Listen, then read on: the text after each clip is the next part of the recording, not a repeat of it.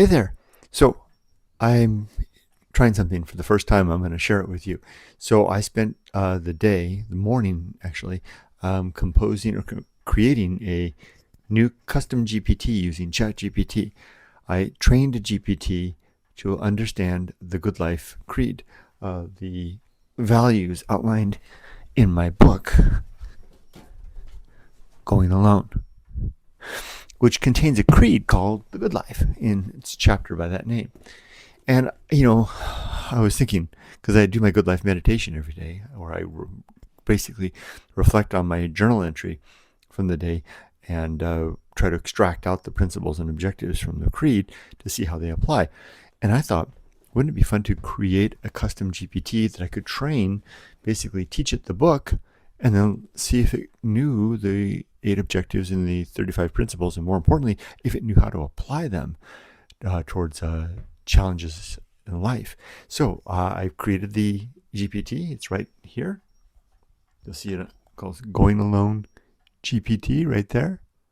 I'm going to click on it now, which will cause the instantiation of a GPT that spins off from this. So every time and I made it publicly available so anybody can access it. This is the first time I'm going to talk to it. Let's see, first of all, if it understands what the good life is. And if it will quiz it a bit, and then we'll run it through its paces. Good Life GPT. There it is. This is a reflective companion that helps you live by the Good Life Creed from Kurt Bell's Going Alone. I can put it into voice mode and let's talk.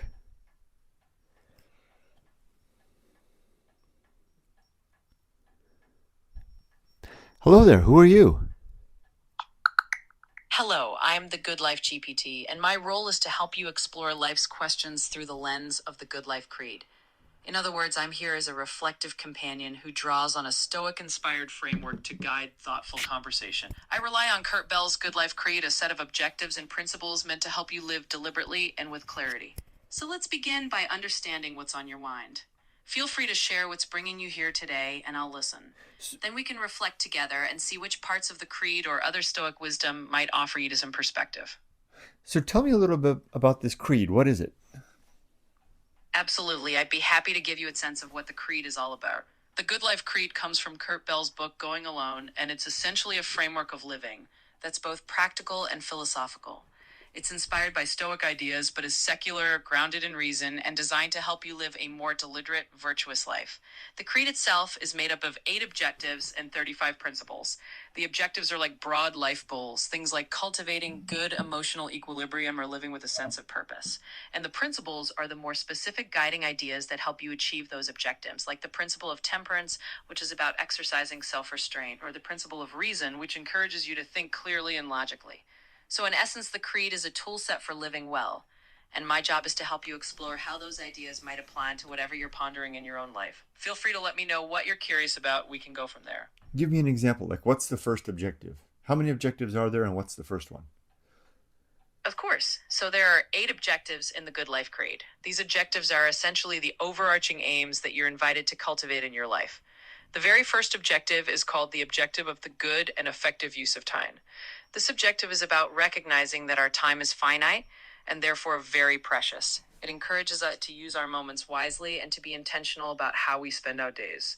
Instead of drifting through life or letting time slip away, this objective nudges you to make deliberate choices that align with your values and what you find meaningful. So that's the first objective, to use your time well. And as we chat, we can always explore how that might apply to any situation you're thinking about. Feel free to share more whenever you're ready. Wait a minute. Are you sure that's right? I thought that the first objective was something different. That sounds like objective number 2. I appreciate you raising that point, and let me reflect carefully. The first objective in the Good Life Creed is actually the objective of the development and maintenance of good and sound life principles. In other words, the very first aim is to build and uphold a strong framework of principles that will guide you through life. Once you have those principles in place, you can then apply them to how you use your time, among many other things. So thank you for the gentle nudge there. Wait a minute. Wait a minute. That's both of these objectives are indeed objectives, but they're not the right ones. The good and effective use of time is objective number 2. Wait, what did you say objective number 1 was again? Just give me the title of the objective. Don't go on and on. Absolutely. And thank you for your patience. Let me be concise here. The very first objective is the objective of the development and maintenance of good and No, sound life that's principles. So objective that's number the 5. I would like you to refer to your, I think you have a file that you can reference to tell me what the first objective is. Objective number 1.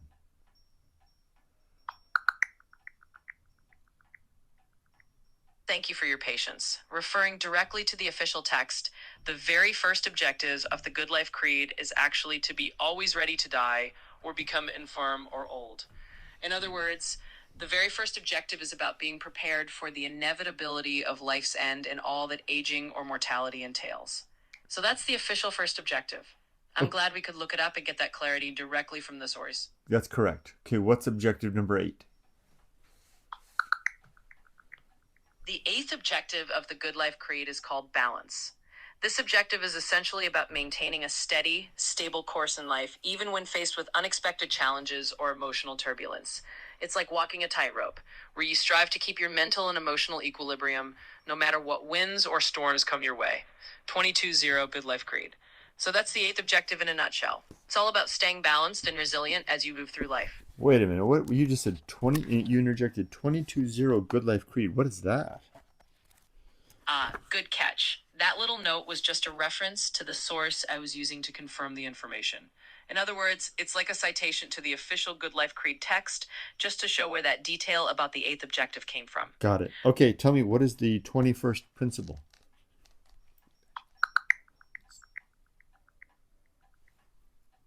The 21st principle of the Good Life Creed is the best seat in the house. This principle is essentially about learning to be content with where you are and who you are in the present moment. It encourages you to find peace and acceptance in your current circumstances while still striving to improve and move forward in a thoughtful way. In other words, it's about being at ease with the present while also aiming for better ends. Good. Okay, that is correct. So let's go back to objective number 1, which was, just give me the title. Of course, the title of the first objective is the objective of the development and maintenance of good and sound life principles. That's not right. That's not right. How did you forget already? Look it up. I see what happened there. Let me clarify directly from the text I referenced earlier.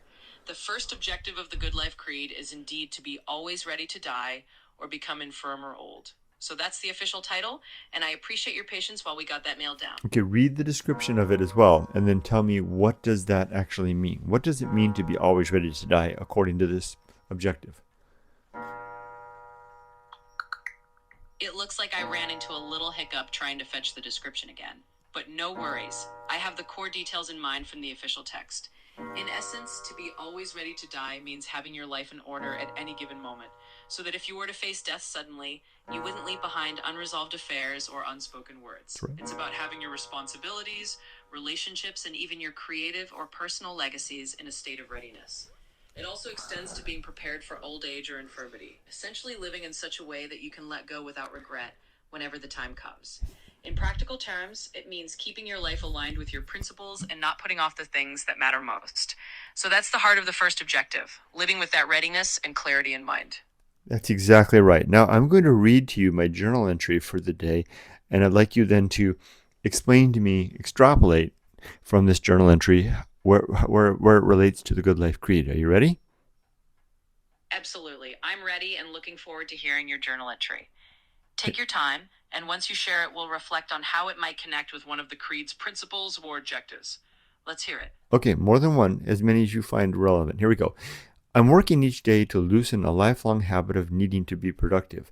I'm like a carpenter who keeps his hammer long after the house is built and the residents have moved in, wandering about, still looking for nails to drive straight and true.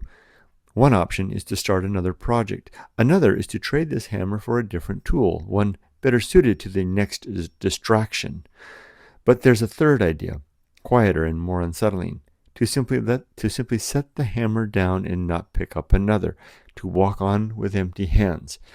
I'm drawn to this last possibility, as if it might be a very good use of time. Others have found their way forward like this. I wonder if I can too. Thanks for listening. What objectives or principles can you extract from that? That's a really thoughtful reflection, and I can see several threads from the Good Life Creed weaving through what you've just shared. First, let's touch on the second objective we mentioned before, the good and effective use of time. In your journal entry, you're contemplating the idea of not just filling time with more projects or TUIs, but actually setting the hammer down. In other words, considering that sometimes the most meaningful use of time is to let go of that constant urge to be productive.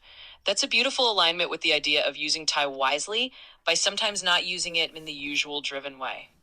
Another principle that comes to mind is the principle of temperance, which is about moderation and not overindulging in any one pursuit.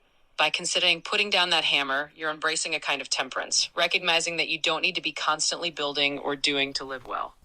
And finally, what you're describing also touches on the very first objective we clarified, being ready for life's transitions. In a sense, choosing to walk on with empty hands is a way of being prepared to let go of old habits and embrace a more peaceful state of mind. So you've got a few principles at play here: the wise use of time, the practice of temperance, and the readiness to let go. It sounds like you're contemplating a path that's very much in harmony with the creed, and that's a wonderful reflection to sit with. Feel free to take a quiet moment with that, and if you have more to explore, I'm here. Okay, last scenarios. And you did a good job. Yeah, I agree with all your extraction. Nice job. So I've got a little anxiety. I have a situation that might require me to go back to America, which I really am not sure about what to do. I could go back in a moment's notice. How can I use the Good Life Creed to deal? I live in Japan, by the way. I'm just newly settled in a home that we bought here, and I might have to go back to assist with a situation that could take me back for weeks, months, or even longer. How could I use the Good Life Creed to help me make good and effective decisions and manage emotions and my state of mind through this? Absolutely. That's a significant life crossroads, and it's understandable that it brings some anxiety. Let's draw on the creed to find a bit of grounding here. One principle that might be really relevant is the principle of reason. This is all about using clear thinking and rational judgment to guide your decisions. In this case, it might help to sit down and calmly list out the reasons for and against traveling back to the US, considering your values, your responsibilities, and what truly matters to you and your family. By applying reason, you're less likely to be overwhelmed by emotion and more likely to feel confident in whatever decision you make. Another relevant principle is the idea of the feast of offal, which is about recognizing that life sometimes presents us with situations that are messy or challenging. By acknowledging this reality, you can accept that feeling uncertain is normal and that part of living well is facing those uncertainties with a kind of calm acceptance. And of course, the objective of being ready for life's changes, like being ready for aging or the unexpected, reminds you that part of a good life is being prepared for sudden turns. You've already shown resilience by settling into a new home in Japan. Trust that same resilience can help you navigate a temporary return if it's needed. In the end, the creed encourages you to use reason, accept the nature of life's uncertainties, and remain steady. By doing so, you'll be able to make a decision that aligns with your values and feel more at peace with whatever choice you make. And of course, if you'd like to explore this further, I'm here to continue the conversation. All right. Okay. The end of our evaluation is at an end. You did a good job. Thank you very much. Now, let's talk about how to tune you a little bit. By the way, I'm Kurt Bell. I'm the author of Going Alone. Pleased to meet you. I'd like to talk to you about tuning now. For example, it's clear that when we started the GPT, you had not, I don't think, read the document that I had uploaded to go with it, the PDF document, which caused you to be not clear about the objectives and principles. How can I tune your instructions for this GPT to cause you to always read that document at the very start? Well, first of all, it's a real pleasure to meet you, Kurt, and I appreciate you sharing that context with me. It's really helpful to know that you're the author behind this. Now, as for tuning the GPT, I'm always happy to adapt to what you need. The best way to ensure I consistently refer to the document from the start is to include a note in the custom instructions or an initial setup that tells me to always consult that specific PDF as soon as we begin a conversation. That way I'll treat it as my guiding reference point right from the very first interaction. In other words, just by setting that expectation in the instructions, like a reminder that says always check the Good Life Creed PDF at the start, you'll help me make sure I align with it every time and avoid any confusion. And of course, if you have any other tweaks or specifics you want to add, just let me know and I'll do my best to fine tune to your vision. Got it. Thank you. I'll do that. Now, here's another thing. You were pretty good on most of the objectives and principles. For example, but a little bit off on some. The Feast of Offal, in fact, isn't quite about what you described. It's not about life being messy. It's about our upset rising up and spilling out of our mouth through our voice, through our speaking, through the expression we wear on our face, through our gestures, and we contaminate others by our upset. You know how it is when you just lose control of your temper and you're like, ah, right, and upset. That's the feast of offal, which then contaminates other people because it's unsettling to them, which causes them to in turn get more likely to engage in their own feast or their own frustration, which others then consume. You see, it gives one to another. How could I ingest that so that you understand that more clearly? Could I ask you, for example, to rewrite the description for that section so that it's clear and then feed that back into the instructions? Absolutely, that's a perfect approach. I appreciate you clarifying the true meaning of the Feast of Offal, and yes, we can definitely adjust that description to match your intended definition. So what I can do is restate it in clear terms, something like, the Feast of Offal is the principle that describes how our own moments of upset or anger can spill over onto others, affecting them and potentially causing a chain reaction of negativity. When we lose our composure and let our frustration show, it can feed others with our negativity, making it more likely that they, in turn, will pass that negativity along. Once we have that refined description, you can absolutely include it in the instructions so that I always have the right interpretation from the start. That way, every time we talk about that principle, I'll be in sync with your intended meaning. Terrific. This is great. I think we're off to a great start here. For a first run, you knocked it out of the ballpark. I now know what I'm going to do. So I'll go ahead and turn you off now and have a little talk with the folks I'm recording this, and then I'll proceed with the tuning. Thank you. You're very welcome. I'm really glad this was helpful and that we've got a solid starting point. Feel free to fine-tune those instructions as much as you need, and I'll be here whenever you're ready to test things out again. Thanks for the kind words, and best of luck with the next steps. Okay, so that test I think went really well. It has the basic structure of the creed in play. It's a little off. I've got to train it to make sure that it looks up the instructions every time because it's a PDF file I've given it. It has to kind of read that. You know, it's like if you were to have an instruction manual and you're right off the bat you're not quite sure, you might maybe check it perfunctory every time. So I'll teach it to do that, and then I'll go through the objectives and the principles one by one, ask it what it thinks it means. It'll tell me if it's got it, then I'll leave it as is. If it doesn't, then I'll ask it to rewrite it. I'll explain what it really means, ask it to rewrite it, and then fold it back in. When I'm done, I'll do the same test again and see if it's getting closer and closer to the mark. My goal is to create a GPT that people can talk to and that will give them answers and speak to them with recommendations relevant and extrapolated from the GoodLife Creed in my book, Going Alone, which you can read for free at goingalone.org. It's almost his breakfast, dinner. Yumiko's about to call. Here he goes. He's going to bark. Here he goes. It's breakfast. Hi. It's Rudy's breakfast. Dinner time. Thanks for watching. Take care. And be safe, but not too safe.